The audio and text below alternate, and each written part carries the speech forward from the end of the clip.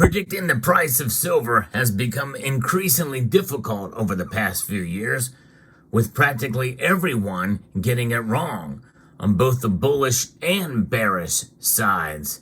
Now, there's really a lot to the silver market. It is a very tiny market cap, but also is very complex. And I think there's a lot of that people are missing. So we tend to throw our hands up in frustration. But I think I may have found the biggest secret to silver's low price, and we're going to talk about it in this video as we explore.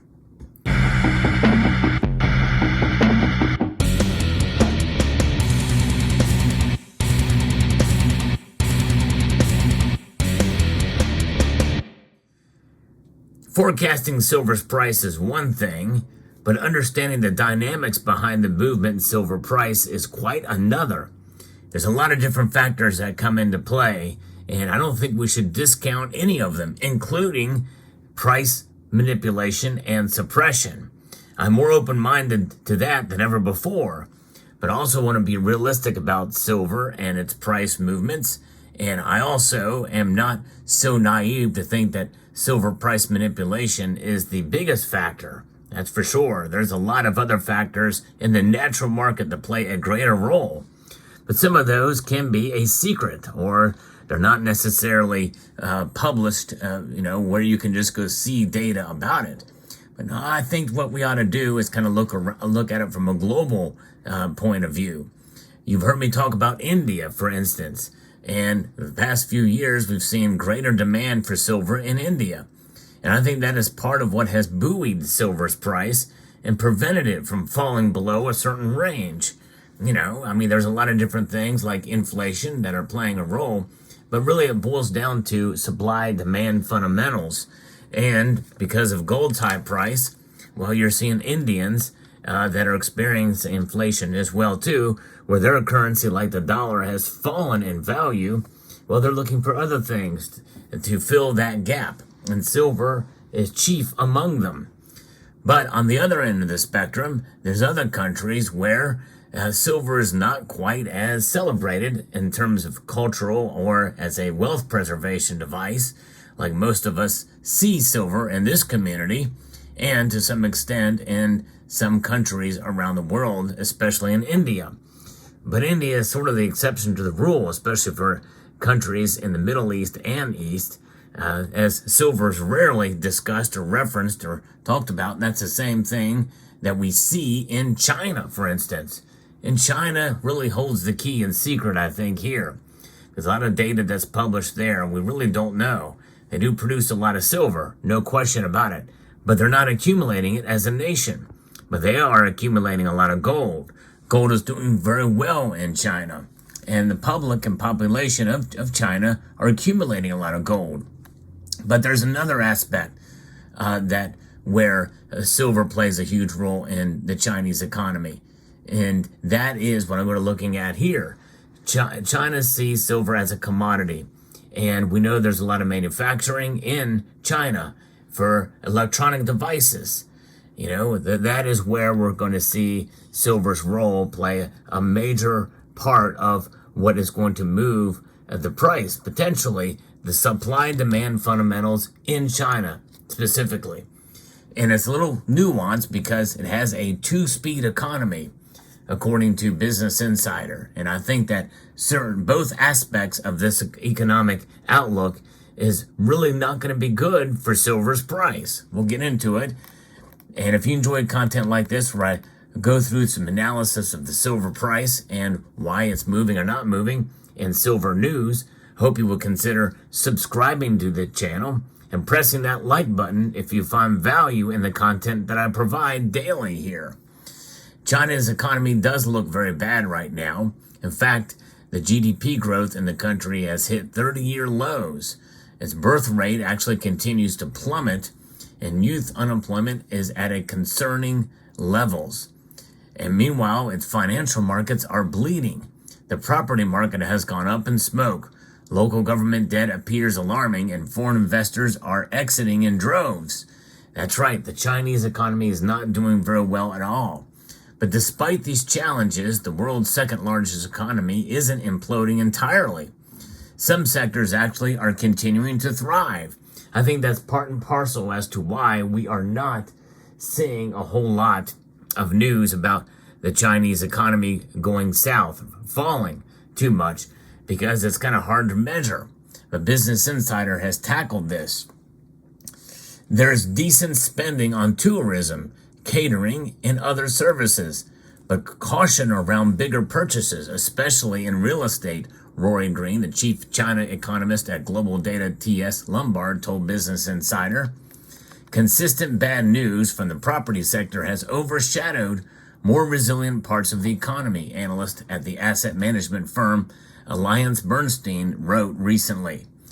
But they added that since the economy has expanded at nearly 5% despite the housing sector's woes, other industries are obviously growing at a much faster clip. And this is where it gets a little bit delicate. What we're seeing in the Chinese economy really is that it's a two-speed economy. John Lin, who's a chief investment officer of China equities at AllianceBernstein, told Bloomberg TV. Real estate, which was a huge part of China's economy, has been hit badly. And there's no question about it. In fact, we've been hearing that for quite a number of months and maybe even years. And I've talked about it on this channel as well.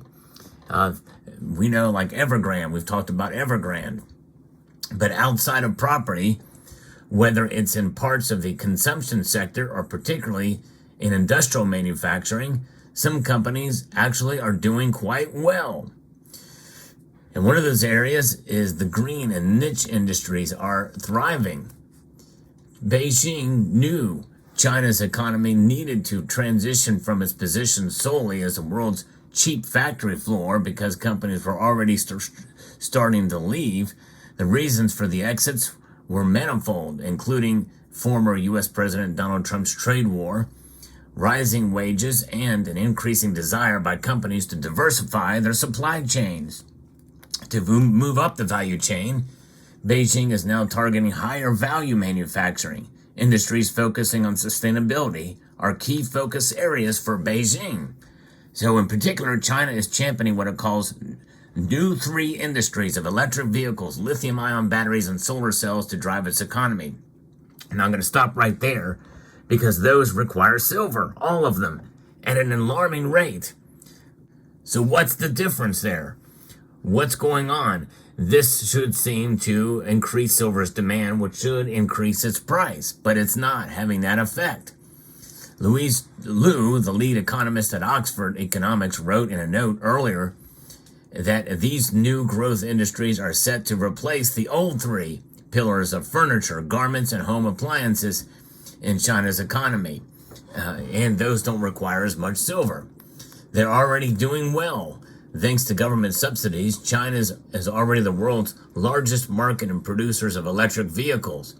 China-made EVs are now being exported to Europe and beyond. They're also poised to enter the U.S. market, as has been reported recently. But that's just it. That's the key word here, folks. Those are being exported. That silver is being used for those products and being sent back out of the country. As for solar panels, China's push in the energy transition plans has spurred intense investment.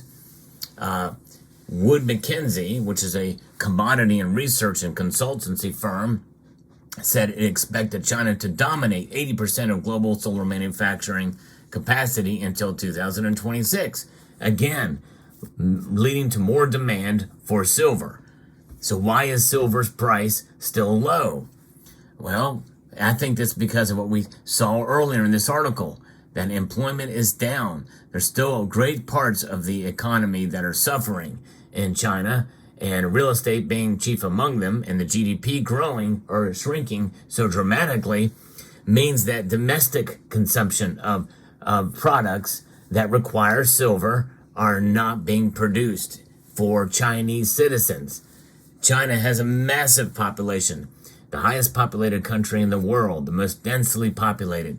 That means that though demand for the products being produced in China is great outside of the country, it really, in a sense, pales in comparison to domestic investment demand. That's the key. That's the two different speeds. In December, China witnessed a 17% surge in industrial profits from a year ago. Notably, profits in the railway, shipping, aerospace industries jumped 20%, according to official data. And we know that with travel picking up to some extent, these Chinese travelers are choosing to do that rather than spending it on tech and other things that require silver. And so I think that is part of what's happening here. And all of this is kind of nuanced and probably requires even more research, but I think that's probably what it is. And with the GDP numbers down, well, that means that even the production of solar and EVs is still not enough to keep the demand for silver high in China. And that's hard to measure, very difficult to measure. So organizations like Metals Focus, who does work for the Silver Institute, may not catch some of this, and that means that it may not be reflected in some of the fundamentals and some of the reporting that they have that calls for higher demand. So in other words, demand may be shrinking overall and not being captured by the numbers. Very difficult to really say for sure, but that could be the biggest reason why silver's price isn't higher now. And until we see that change, or other factors that affect it as a monetary metal, as a precious metal that it is, likely the price is going to stay in the area where it is now, and maybe even dip if we continue to see trouble in China, especially for the that one speed of the economy that is going great now. That could turn around and move in the opposite direction. So there you go. Let me know what your thoughts are in the comment section down below. Hope you found this video informative, insightful, and educational. I would like to extend a multitude of gratitude to each and every one of you for taking the time to watch, and to encourage you to please rate, share, comment, and subscribe.